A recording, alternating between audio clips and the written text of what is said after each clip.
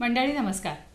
आजच्या या विशेष कार्यक्रमामध्ये मी डॉक्टर स्वाती महाळंक आपल्या सगळ्यांचं मनापासून स्वागत करते.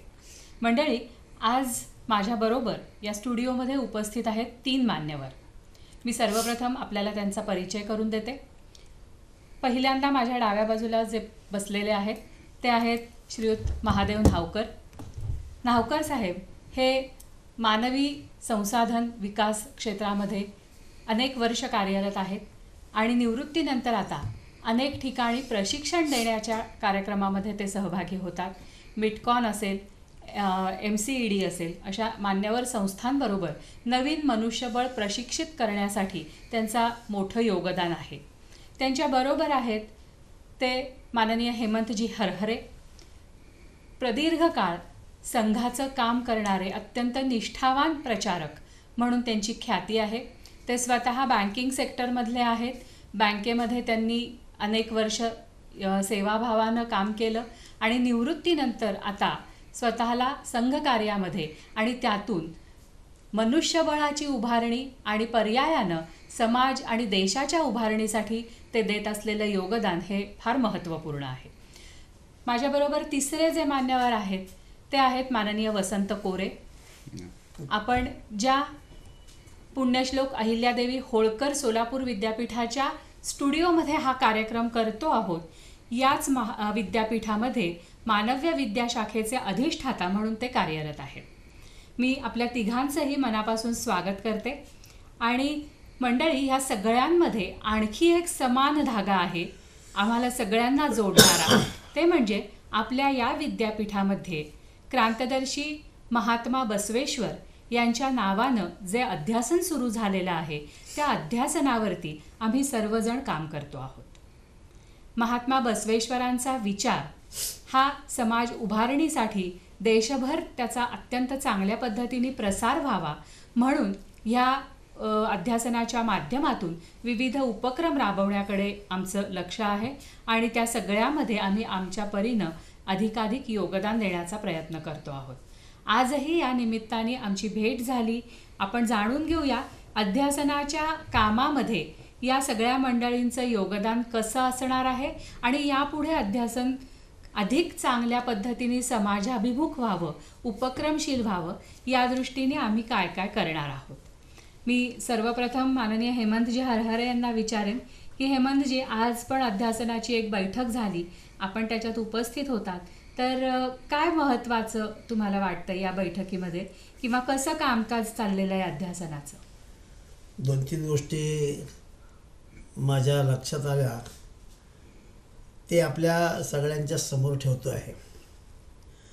मुख्यत्वे करून गेल्या वर्षभरामध्ये अध्यासनाची झालेल्या मीटिंग्ज आणि त्यांची कार्यवृद्धी हे पाहता असं लक्षात येत आहे की योग्य दिशेने चाललेलं अध्यासन आहे. हे खरी गोष्ट आहे की अध्यासनाला लागणारा जो निधी आहे तो निधी जो सरकारने दिलेला आहे अध्यासनासाठी म्हणून तो केव्हाही अपुराच पडतो आणि अपुरा पडणं हे कार्यवृद्धीचं लक्षण आहे. आणि त्याच्यामुळे त्या निधीमध्ये वाढ कशी करावी, त्याचं प्रेझेंटेशन कसं करावं, सरकारकडे त्यांची योजना कशी सादर करावी, 3-4 प्रमुख मंत्र्यांच्याकडे या विषयाची मागणी कशी करावी, या सगळ्या संदर्भांमध्ये एक मोठा प्लॅन तयार करण्याचं काम माननीय महानोर आणि कोळे सर आणि या सगळ्या लोकांच्या माध्यमातून आपल्या सगळ्यांच्या समोर मोठा प्लॅन ठेवण्यात येणार आहे.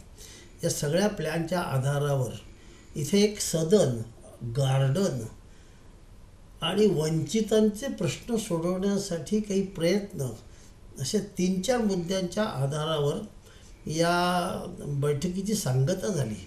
आनंदाची गोष्ट अशी आहे की या सगळ्या विषयाला सर्व सदस्यांनी हिरिरीने प्रयत्न करू असा प्रतिसाद दिला. मी महानोरा सरांचं अभिनंदन यासाठी करीन की त्यांच्या मनामध्ये असलेल्या भव्यदिव्य कल्पना, या कल्पना साकार होण्यासाठी त्यांचे जे प्रयत्न चाललेले आहेत त्याला परमेश्वराच्या माध्यमातून आणि सरकारच्या माध्यमातून यश मिळव एवढीच एक इच्छा आहे. आम्ही सारेजण या विषयाकरता निश्चितपणाने प्रयत्न करू. अरे वा, फारच छान हेमंतजी.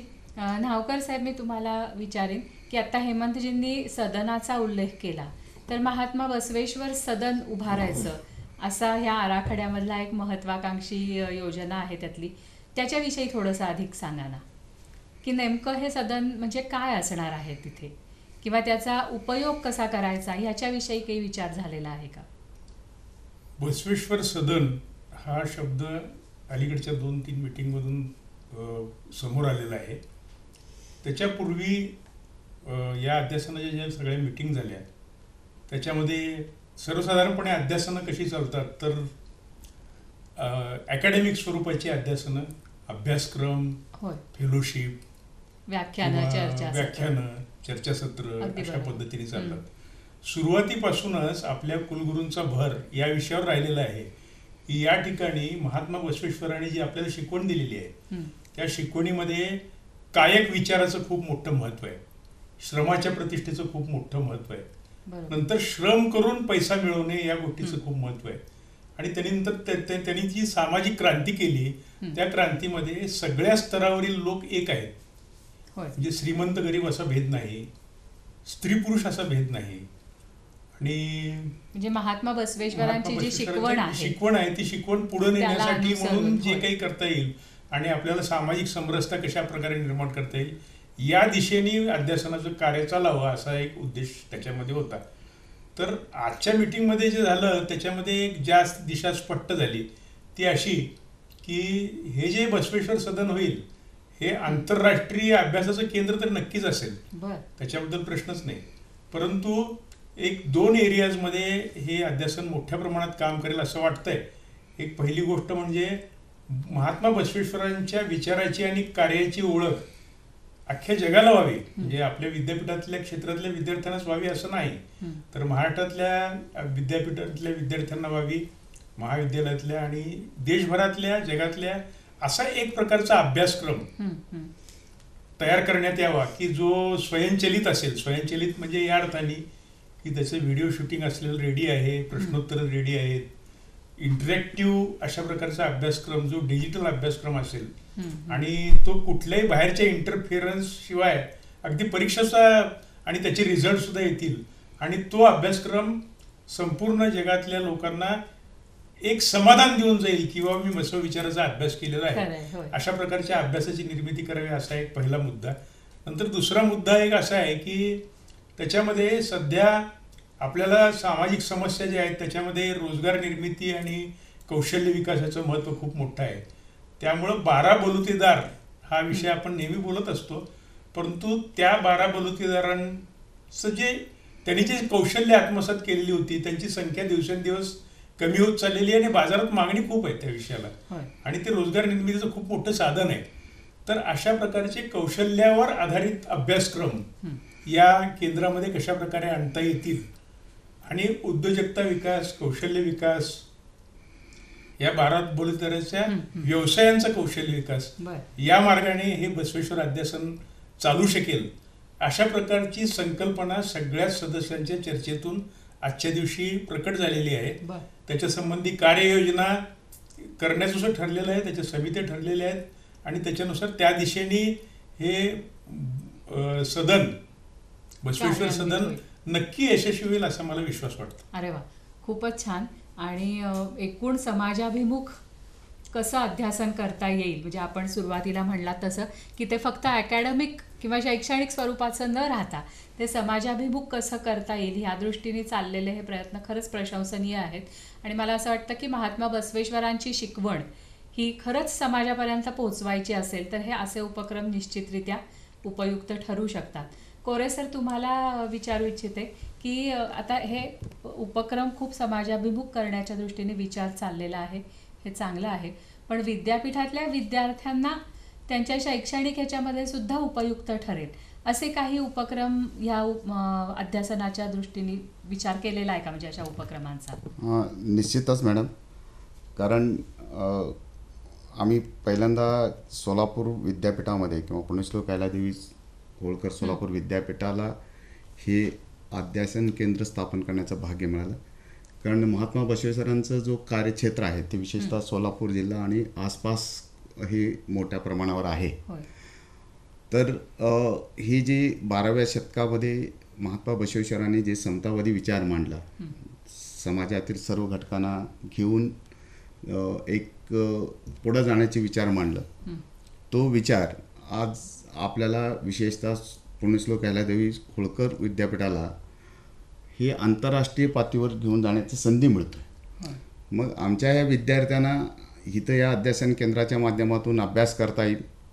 त्यांचं चळवळी ही अगदी जागतिक राष्ट्रीय आणि जागतिक स्तरावर पोहोचवण्याचा त्यांना ही संधी आहे. आणि आपण समाज परिवर्तनाची धडा या माध्यमातून आम्ही आमच्या विद्यार्थ्यांना देऊ इच्छितो. आणि आता हेमंत सर आणि राजन सर म्हणले की वेगवेगळ्या क्षेत्रामध्ये अगदी फक्त तो विचाराबरोबरच अगदी जे कृती कौशल्य क्षेत्रामध्ये म्हणजे वेगवेगळ्या ज्या काही आपण कार्यक्रम आखणार आहोत, म्हणजे जेणेकरून कौशल्य विकसित अशी जी एक सेंटर म्हणून सुद्धा आपण त्याच्याकडे पाहतो आहोत. तर मला वाटतं आम्हाला ते निश्चितच अधिक चांगल्या पद्धतीनं करण्याची संधी मिळतो आहे. आणि या सर्व ज्येष्ठ लोकांचं सहकार्यातून आम्ही ती अधिकाधिक बसवेश्वरांचं, महात्मा बसवेश्वरांचा विचार आणि त्यांची कृती ही समाजापुढं ठेवण्याचा प्रयत्न आम्ही आमच्या विद्यापीठाच्या माध्यमातून करणार आहोत. वा, रसिका हो, आपल्या लक्षात आलं असेल की ह्या आपल्या पुण्यश्लोक अहिल्यादेवी होळकर सोलापूर विद्यापीठामध्ये हे देशातलं पहिलं महात्मा बसवेश्वर अध्यासन केंद्र जे सुरू झालेलं आहे ते खरोखरी खूप एकतानतेनं आणि एकात्मतेनं काम करतं आहे. आणि अनेक विधायक उपक्रमांद्वारे हे केंद्र समाजाभिमुख कसं करता येईल, त्यातल्या अनेक गोष्टी ह्या समाजासाठी उपयुक्त ठरतील अशा पद्धतीने तिथल्या योजना कशा कार्यान्वित करता येतील या दृष्टीनं या सगळ्याचा विचार किंवा प्रयत्न होतो आहे. अर्थात हे सगळं यशस्वी करण्यामध्ये तुम्हा सगळ्यांचा हातभारही अत्यंत महत्त्वाचा असणार आहे. याचं कारण की जसं ज्ञानदेवांनी म्हटलेलं आहे माऊलींनी की वक्ता तो वक्ताची नव्हे श्रोती या विणं. श्रोते नसतील तर वक्त्याला काही अर्थ राहत नाही. त्याचप्रमाणे या अध्यासनातले उपक्रम राबवायचे असतील, यशस्वी करायचे असतील तर त्यामध्ये तुम्हा सगळ्या लोकांचा सहभाग असल्याशिवाय ते यशस्वी होणार नाहीत. आणि जसे जसे एक एक उपक्रम आकाराला येतील तसं वेगवेगळ्या माध्यमांमधून आम्ही तुमच्यापर्यंत निश्चितरित्या पोहोचणार आहोत. या सगळ्यामध्ये नक्की हातभार लावा, योगदान द्या आपापलं. आणि महात्मा बसवेश्वरांची शिकवण ही अशा प्रकारची आहे ती म्हणजे जो कोणी ती ऐकेल किंवा त्याचा अभ्यास करेल, आचरणात आणेल, त्याचं जीवन हे खऱ्या अर्थाने समृद्ध होणार आहे. आता या सगळ्यामध्ये सुरुवातीला हेमंतजींनी सांगितलं तो एक भाग अगदी खरा आहे की काहीही करायचं असलं तरी त्याला आर्थिक पाठबळ हे लागतंच. आत्ता जे पाठबळ उपलब्ध आहे त्याच्या आधारे हे कार्यक्रम किंवा उपक्रम सुरू होत आहेत. पण यापुढे जर याचा वेग वाढवायचा असेल, याची व्याप्ती वाढवायची असेल तर यासाठी निधीची पण मोठ्या प्रमाणामध्ये आवश्यकता असणार आहे. तर त्यामुळे त्यासाठी सुद्धा आपला सर्वांचा त्याच्यामध्ये खारीचा वाटा तरी किमान असावा अशी आम्हा सगळ्यांची आपल्याकडनं रास्त अपेक्षा आहे.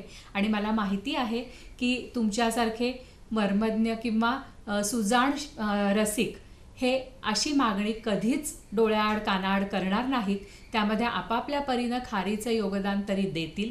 त्यामुळे आणि त्या सगळ्या माध्यमातून हा उपक्रम अत्यंत भावी काळामध्ये यशस्वी होईल अशी आशा करूया. मला या क्षणी आपल्या सोलापुरातलेच एक नामवंत कवी दत्ताकाका हलसगीकर यांच्या काही ओळी आठवत आहेत. त्यांनी त्यांच्या एका कवितेमध्ये म्हटलेलं आहे, ज्यांची बाग फुलून आली त्यांनी 2 फुलं द्यावी. ज्यांची बाग फुलून आली त्यांनी 2 फुलं द्यावी. ज्यांचे सूर जुळून आले त्यांनी 2 गाणी द्यावीत. आभाळा एवढी ज्यांची उंची त्यांनी थोडं खाली यावं. आभाळा एवढी ज्यांची उंची त्यांनी थोडं खाली यावं. मातीत ज्यांचे जन्म मळले त्यांना उचलून वर घ्यावं. मातीत ज्यांचे जन्म मळले त्यांना उचलून वर घ्यावं.